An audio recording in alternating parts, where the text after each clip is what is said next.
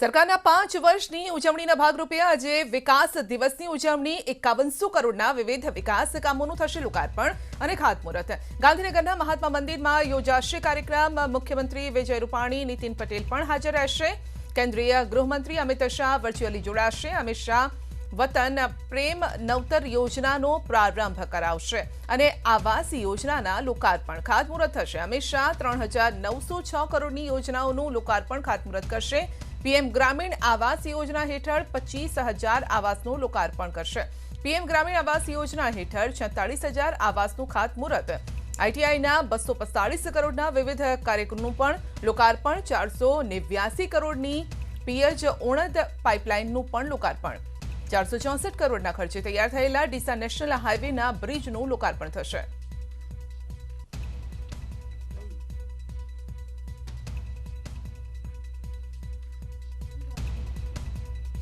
બનાસકાંઠામાં રાજ્યમાં સૌથી લાંબા એલિવેટેડ બ્રિજનું લોકાર્પણ થશે. 225 કરોડનો ખર્ચ 3.7 કિલોમીટર લંબાઈ ડીસામાં નેશનલ હાઈવે પર બનેલો છે બ્રિજ નેશનલ હાઈવે નંબર 27 પરથી પસાર થાય છે. કેન્દ્રીય ગૃહમંત્રી અમિત શાહ, સીએમ વિજય રૂપાણી, નાયબ મુખ્યમંત્રી નીતિન પટેલ લોકાર્પણ કરશે. ગુજરાતના પોરબંદર, આસામના સિલચરને જોડતો ઈસ્ટ વેસ્ટ કોરિડોર છે. ટ્રાફિક સમસ્યાના નિવારણ માટે 4 લેન ઉપર છે અને 4 લેન નીચે તેમજ 2 લેન વાળા બંને તરફ સર્વિસ રોડ પણ બનાવ્યા છે.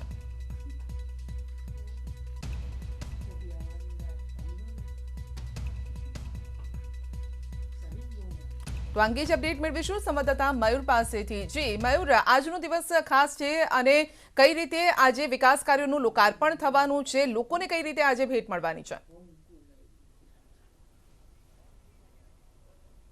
જી બિલકુલ સંધ્યા, મુખ્યમંત્રી વિજય રૂપાણીની સરકારના બરોબર આજના જ દિવસે 5 વર્ષ પૂર્ણ થયેલા છે. 5 વર્ષ પૂર્ણ થયા છે તેની ઉજવણી 1 ઓગસ્ટથી ચાલી રહેલી છે. 9 ઓગસ્ટ સુધી આ જે કાર્યક્રમો છે તે થવાના છે. મુખ્ય કાર્યક્રમ આ ઉજવણીનો આજે છે. આજે વતન પ્રેમ જે યોજના છે તે જાહેર કરવામાં આવશે. મહાત્મા મંદિર ખાતે આ કાર્યક્રમ રાખવામાં આવેલો છે, જેની અંદર મુખ્યમંત્રી વિજય રૂપાણી, નાયબ મુખ્યમંત્રી નીતિન પટેલ સાથે જ પ્રદેશ ભાજપ અધ્યક્ષ સી.આર. પાટીલ અહીં ઉપસ્થિત રહી છે. સાથે જ જો વાત કરીએ તો કેન્દ્રીય ગૃહમંત્રી અમિત શાહ અને કેન્દ્રીય મંત્રી નીતિન ગડકરી, આ બંને મહાનુભાવો છે તે વર્ચ્યુઅલી જોડાવાના છે. 5100 કરોડના જુદા જુદા જે વિકાસના કામો છે તેનું લોકાર્પણ કરવાના છે. અને ખાસ કરીને જો વાત કરીએ તો વતન પ્રેમ યોજના છે. 100 કરોડના ખર્ચે આ યોજના છે તે તૈયાર કરવામાં આવેલી છે અને તેનું જે લોકાર્પણ છે તે કેન્દ્રીય ગૃહમંત્રી અમિત શાહના હસ્તે કરવામાં આવશે. વતન પ્રેમ યોજના એટલા માટે મહત્વની છે કારણ કે જે લોકો પોતાના વતનથી દૂર ગયેલા છે, કંઈ મોટું નામ કરી ગયેલા છે અને તેમને પોતાના જે ગામ છે, પોતાનું વતન છે તેના વિકાસ માટેના જે કાર્યો કરવા છે તે માટેનું રાજ્ય સરકારનું આ જે પોર્ટલ છે તેનું લોન્ચિંગ છે તે કરવામાં આવશે. અને આ પ્રકારે સરકારના જે 5 વર્ષ પૂર્ણ થાય છે તેની ઉજવણી કરવામાં આવી રહેલી છે. 1 ઓગસ્ટથી 9 ઓગસ્ટ સુધી આ જુદી જુદી ઉજવણીઓ છે તે થઈ રહેલી છે, જેની અંદર પ્રધાનમંત્રી નરેન્દ્ર મોદી પણ સામેલ થયેલા હતા વર્ચ્યુઅલી. તે ઉપરાંત જો વાત કરીએ તો આજે કેન્દ્રીય ગૃહમંત્રી અમિત શાહ અને કેન્દ્રીય મંત્રી નીતિન ગડકરી પણ સામેલ થવાના છે. જુદા જુદા જે બ્રિજ છે તેનું જે નિર્માણ થયેલું છે તેનું લોકાર્પણ કરવામાં આવશે. હું કેમેરા પર્સનને કહીશ કે સ્ટેજ પણ બતાવે છે. આ તમે જે રીતે દ્રશ્યો જોઈ રહેલા છો તો આ સ્ટેજ છે. બરાબર 11 કલાકે મુખ્યમંત્રી વિજય રૂપાણી અને મુખ્યમંત્રી નીતિન પટેલ, ભાજપ પ્રદેશ અધ્યક્ષ સી.આર. પાટીલ અહીં આવી પહોંચશે અને વર્ચ્યુઅલી દિલ્હીથી જે છે કેન્દ્રીય ગૃહમંત્રી અમિત શાહ એ જોડાશે.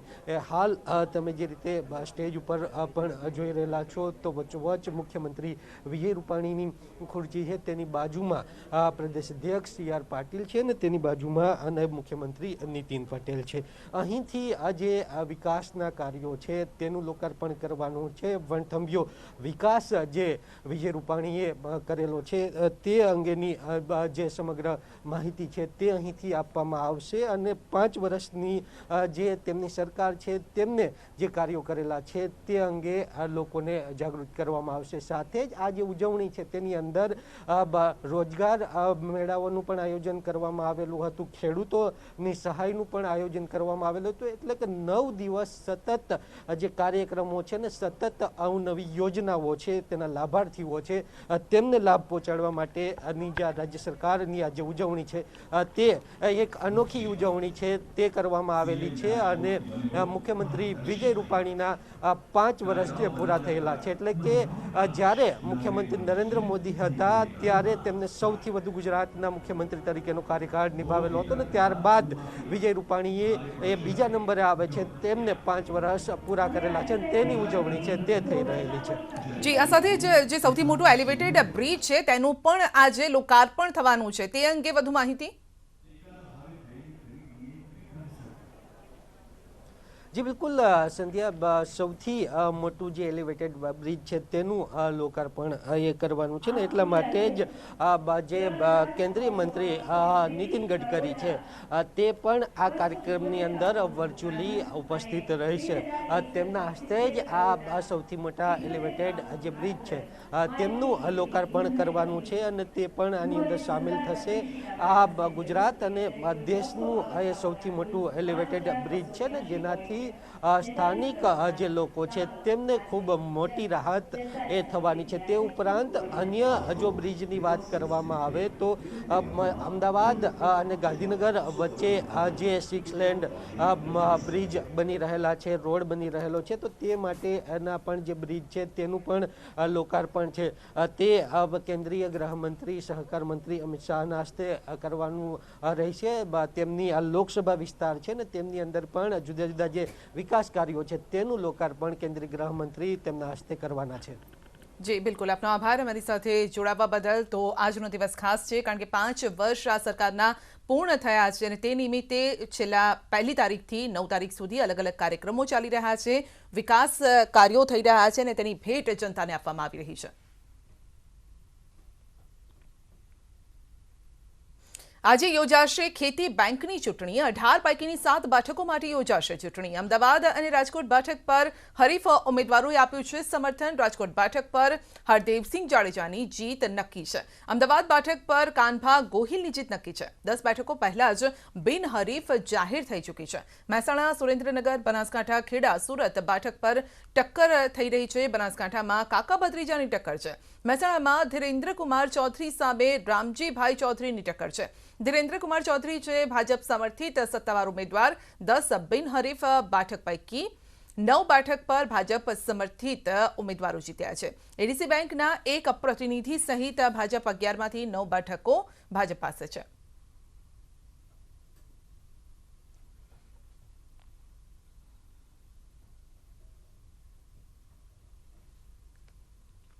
પંચમહાલ જિલ્લાના વાતાવરણમાં સવારથી જ આવ્યો છે પલટો. જિલ્લા ગોધરા અને મોરવા હડફના મોરા પંથકમાં ધીમી ધારે વરસાદી માહોલ છે. જિલ્લાના ધરતીપુત્રો કાગડોળે જોઈ રહ્યા છે વરસાદની રાહ. જોકે ગઈકાલે જ હવામાન વિભાગે આગાહી કરી હતી કે 15 ઓગસ્ટ સુધી ભારે વરસાદની કોઈ શક્યતા નથી, પરંતુ તેવામાં છૂટોછવાયો વરસાદ અને હળવો વરસાદ પડશે તેવી આગાહી કરવામાં આવી હતી.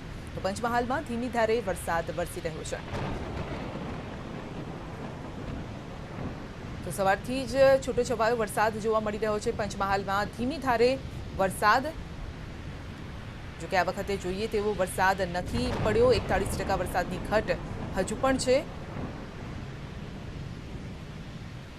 આ અંગે જ વાતચીત કરીશું સંવાદદાતા રાજેશ જોશી સાથે. જી રાજેશ, છૂટોછવાયો વરસાદ આજે જોવા મળી રહ્યો છે પંચમહાલમાં અને સિઝનમાં કેટલો વરસાદ કેવો રહ્યો છે?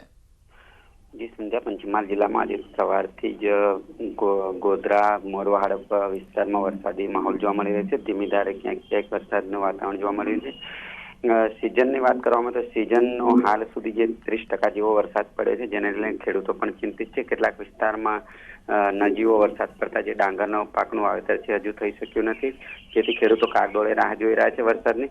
જેમાં વરસાદી માહોલ આજે જોવા મળતા ખેડૂતોને આંશિક રાહત થઈ છે કે જે પોતાનો પાક છે તેને જીવતદાન મળી શકે એવી એક આશા બંધાઈ છે.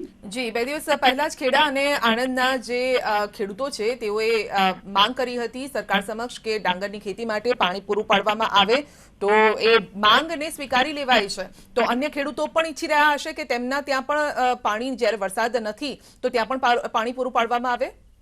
જી સંધ્યા, બિલકુલ. પંચમહાલ જિલ્લાની ભૌગોલિક સ્થિતિની વાત કરવામાં આવે તો માત્ર શહેરા તાલુકો છે અને ગોધરા તાલુકાના કેટલાક ગામો છે ત્યાં પાનમની જે જળાશયની સુવિધા છે ત્યાંથી તો પાણી આપવામાં આવી રહ્યું છે, પરંતુ પંચમહાલ જિલ્લાના જે અન્ય વિસ્તાર છે, પૂર્વ દક્ષિણનો વિસ્તાર, ત્યાં કોઈ કેનાલની સુવિધા નથી, જેથી આ ખેડૂતો માટે ચોમાસાની જે ખેતી છે તેના પર જ નિર્ભર છે અને જે વરસાદી પાણીની આવક છે અથવા સિંચાઈની જે સગવડ છે તેના પર જ નિર્ભર છે. જી, કુવા રિચાર્જ થયા છે આ વખતે કે નથી? કારણ કે પ્રી મોન્સૂનની જે કામગીરી હોય છે તેને લઈને પણ ઘણી જગ્યાએ યોગ્ય રીતે કામગીરી નથી થઈ. જે સંધ્યા, બિલકુલ. જો કુવા રિચાર્જ કરવાની વાત કરવામાં આવે તો જે પંચમહાલ જિલ્લાની જે ગોમા નદી છે જેની આસપાસ જે કાલોલ પંથકના જે ગામો છે, ગોધરા તાલુકાના ગામો છે, ત્યાં રેતી ખનનને લઈને ત્યાં પાણીનું સ્ટોરેજ થતું નથી. બીજી જો વાત કરવામાં આવે તો આ વર્ષે જે તળાવો છે, નાના ચેકડેમો છે, જે પણ ભરાયા નથી, જેને લઈને જે કુવામાં જે ભૂગર્ભ જળની જે સમાવાની સ્થિતિ છે એ પણ નહીવત જોવા મળી રહી છે, જેને લઈને હાલ તો ચોમાસાની ખેતી આંશિક થશે, પરંતુ ઉનાળામાં કપરાશ દિવસો પસાર કરવાનો વખત આવે તો નવાઈ પામવા જેવું નથી. જી, બિલકુલ. આપનો આભાર અમારી સાથે જોડાવા બદલ. દાહોદ જિલ્લામાં વરસાદી માહોલ. દાહોદ સહિત જિલ્લામાં વહેલી સવારથી જ વરસાદ છે. દાહોદ, ફતેપુરા, સિગવડ, ઝાલોદ, દેવગઢ બારિયા સહિત સમગ્ર પંથકમાં વરસાદ છે. વરસાદના પગલે ખેડૂતોમાં ખુશીનો માહોલ છે. તો આ અંગે જ અપડેટ મેળવીશું સંવાદદાતા શાબીર પાસેથી. જી શાબીર, આજે વરસાદી માહોલ છે, સામાન્ય રીતે ખેડૂતોને પણ ખુશી થઈ રહી હશે કારણ કે આ વરસાદની રાહ જોતા હોય છે. બિલકુલ સંધ્યા, જે પ્રમાણે જે દર વર્ષે જે જૂનથી ચોમાસાની શરૂઆત થતી હોય છે અને જિલ્લાના ખેડૂતો જે ત્યાંથી જે વાવણી કરતા હોય છે, પરંતુ આ વર્ષે જે વરસાદ મોડો આવ્યો છે, છેલ્લા એક અઠવાડિયાથી જે કહી શકાય કે વરસાદી માહોલ જામ્યો છે, જેને લઈને ખેતીને જીવતદાન મળ્યું છે. ક્યાંક ને ક્યાંક જે કેટલાક અંશે જે ખેતી અને ફરીથી જીવતદાન મળ્યું છે એવું કહી શકાય, જેને લઈને જે એક અઠવાડિયાથી જે વરસાદી માહોલ છે, પરંતુ છેલ્લા 4 દિવસથી વિરામ હતો, પરંતુ ગઈ મોડી રાતથી જે સમગ્ર જિલ્લાના તમામ જે વિસ્તારોની અંદર વરસાદી માહોલ જામ્યો છે. ધીમી ધારે જે વરસાદ અવિરત ચાલી રહ્યો છે તેને લઈને ક્યાંક ને ક્યાંક જે ખેડૂતોમાં ખુશીનો માહોલ જોવા મળ્યો છે. જી, સીઝનમાં કેટલો વરસાદ નોંધાયો છે જિલ્લામાં? જી બિલકુલ સંજય, તો જે અત્યારે જે આજની વાત કરીએ તો અત્યાર સુધી જે સિઝનનો કુલ 166 મિલી વરસાદ છે ગરબાડા તાલુકામાં, ઝાલોદમાં 121, એટલે કુલ કહી શકાય કે જે સરેરાશ 210 mm જે સિઝનનો કુલ વરસાદ નોંધાયો છે. જેની સામે જે ગત વર્ષની વાત કરીએ તો 300 mm જે વરસાદ નોંધાયો હતો આજના સમય દરમિયાન, પરંતુ તે દ્રષ્ટિએ અત્યારનો જે વરસાદ ઓછો જણાઈ રહ્યો છે. જી સંધ્યા. જી શાબીર, આપનો આભાર અમારી સાથે જોડાવા બદલ. તો વરસાદની ઘટ વર્તાઈ રહી છે અને હવામાન વિભાગે પણ એ જ વાત કરી હતી, 41% વરસાદની ઘટ છે.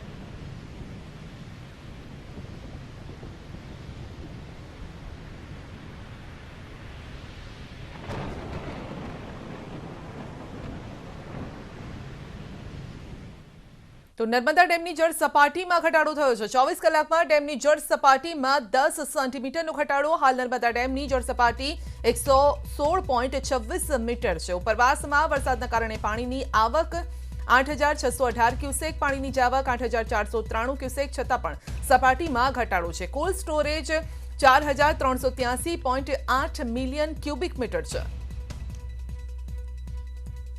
તો વરસાદ ન થવાના કારણે પણ જળ સપાટી ઘટી છે. હાલ નર્મદા ડેમની જળ સપાટી 116.26 મીટર છે.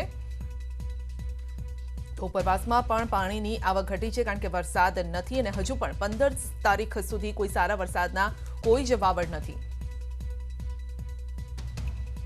છેલ્લા અમુક દિવસોથી રાજ્યમાં વરસાદ નથી, જ્યાંના ડાંગર ઘણા વખણાય છે અને 45 ગામોમાં ડાંગર સિવાય કોઈ બીજા પાકની ખેતી નથી થતી તેવા આણંદના તારાપુર તાલુકાના ખેડૂતોની હાલત હાલ ખરાબ છે. વરસાદ વગર અહીંની નહેરો સૂકી ફટ થઈ ગઈ છે. હાલ પાણી વગર પાકને મોટું નુકસાન જશે. ખેડૂતોએ સરકાર પાસે પાણીની માંગ કરી છે, પણ કડાણા અને વણાકબોરી ડેમમાં હાલ પૂરતું પાણી ન હોવાથી ઉપરવાસમાં પણ વરસાદ ન થયો હોવાથી સરકાર આ માંગને સંતોષી શકે તેમ નથી. આમ હાલ તો આ પંથકમાં ખેડૂતોનું અને તેમના ખેતરોનું ભવિષ્ય ભગવાન ભરોસે હોવાનું લાગી રહ્યું છે. એરિયા છે જે મહી સિંચાઈનો કેચમેન્ટ એરિયા છે, એ બહુ ખૂબ જ વરસાદ ઓછો હોવાના કારણે જે તેના દ્વારા ભરવામાં આવતો બજાજસાગર ડેમ અને તેમની ડાઉનસ્ટ્રીમમાં આવતો કડાણા ડેમમાં પાણી નહિવત પ્રમાણમાં છે. હવે કડાણા ડેમમાં પાણી ન હોવાના કારણે વણકબોરી વિયર મારફતે અમે જે પાણી આપીએ છીએ મહી સિંચાઈ દ્વારા, પરંતુ તે પાણી ન હોવાના કારણે અમે ખેડૂતોની જે માગણી છે તેને સંતોષી શકતા. તો ડોક્ટર્સની હડતાલ ચાલી રહી છે. રેસિડેન્ટ ડોક્ટર્સની હડતાલ અને દર્દીઓ બેહાલ છે. રાજ્યભરમાં રેસિડેન્ટ ડોક્ટર્સની હડતાલ જારી છે. ઇન્ટર્ન ડોક્ટર્સ પણ હવે તેમાં જોડાયા છે. અંદાજે 4000 ડોક્ટર્સ હડતાલ પર છે. ગામડામાં ડ્યુટી ન કરવી હોય તો 40 લાખ બોન્ડ જમા કરાવો, સરકારની ચીમકી છે. હડતાલ પર જનારાઓને સ્ટાઇપેન્ડ નહીં મળે. આરોગ્ય મંત્રી નીતિન પટેલે એપિડેમિક એક્ટનું હથિયાર ઉગામવા પણ ચીમકી આપી છે. તો આ અંગે જ અપડેટ મેળવીશું સંવાદદાતા હરીન પાસેથી. જે હરીન, ગઈકાલે પણ ડોક્ટર્સ સાથે આપણે વાતચીત કરી હતી અને તેઓ તેમની માંગ પર અડગ છે અને બીજી તરફ જોઈએ તો સરકાર પણ નમતું જોખવા માટે તૈયાર નથી. સવાલ એ છે આ હડતાલનો ક્યારે અંત આવશે અને આજે હવે ડોક્ટર્સનું સ્ટેન્ડ શું છે?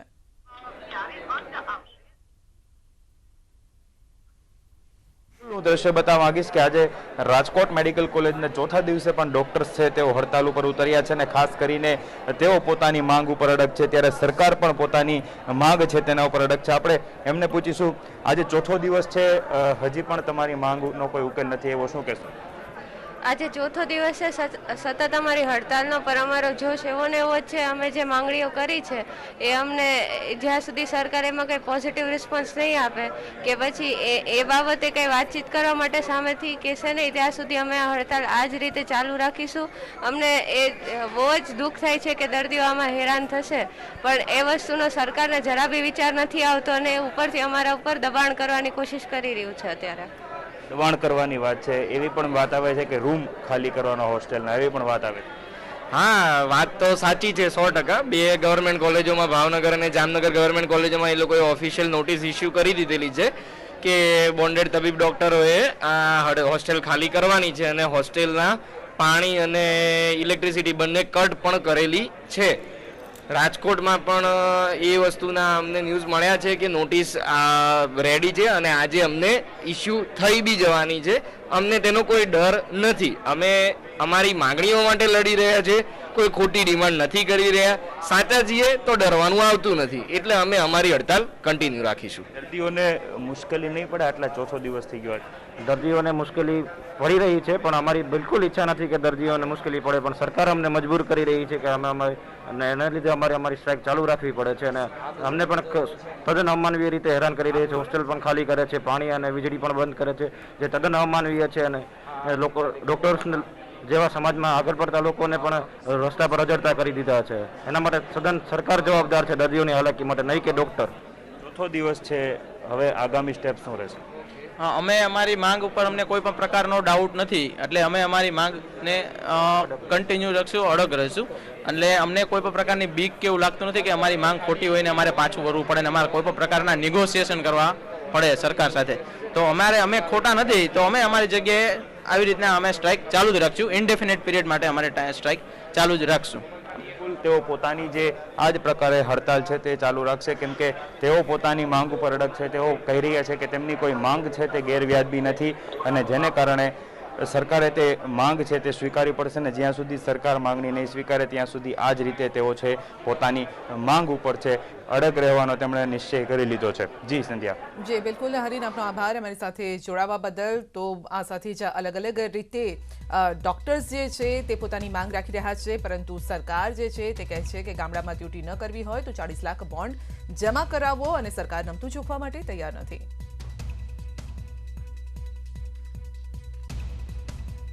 રેસિડેન્ટ ડોક્ટર્સની હડતાલને સમર્થન એએમએ જુનિયર ડોક્ટર એસોસિએશને સમર્થન જાહેર કર્યું છે. એએમએ નાયબ મુખ્યમંત્રીને પત્ર લખ્યો છે. પત્રમાં એએમએ જુનિયર ડોક્ટર એસોસિએશનના સમર્થનમાં હોવાની વાત કહી છે. તબીબોની ન્યાયિક અને યોગ્ય માંગણી સ્વીકારવામાં આવે, તાત્કાલિક સંતોષકારક ઉકેલ લાવવા માટે એએમએની અપીલ છે.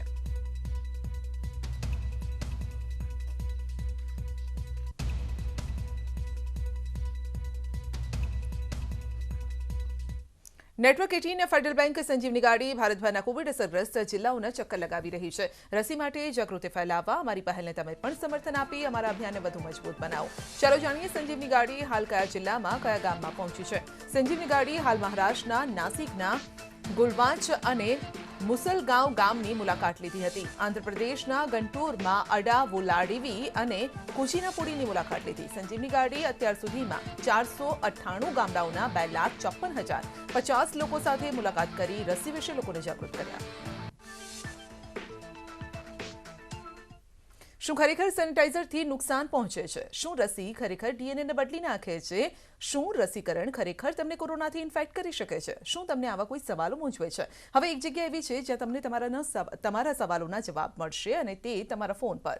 નેટવર્ક 18 ફેડરલ બેંક રાષ્ટ્રવ્યાપી કોરોના વિરોધી સંજીવની શોર્ટ ઓફ લાઈફ કેમ્પેઇનના ભાગરૂપે રસીકરણ માટે જાગૃતિ ફેલાવવા માટે એક વોટ્સએપ હેલ્પલાઇન લોન્ચ કરી છે.